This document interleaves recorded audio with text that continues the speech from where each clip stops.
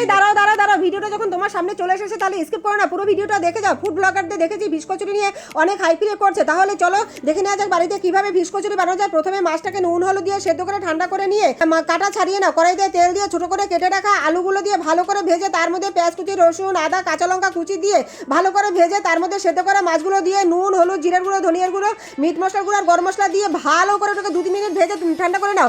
এরপর ময়দার মধ্যে নুন মিষ্টি আর তেল দিয়ে ভালো করে ময়ান দিয়ে ওটাকে পরিমাণ মতো করে মাখবে, যেভাবে মাখে আর কি ময়দাটা। এরপর উপরে হালকা তেল দিয়ে ওটাকে আধা ঘন্টা রেখে দাও। এরপর এইটাকে দেখো লেচির আকারে কেটে নিয়েছি। এবার ওইটাকে ভালো করে মেখে নিয়েছিলাম মাছটাকে হাত দিয়ে, তোমরা চাইলে মিক্সার গ্রাইন্ডার দিতে পারো। এবারে পুরো আকারে দিয়ে ওর মধ্যে এক এক করে সব দিয়ে দিলাম।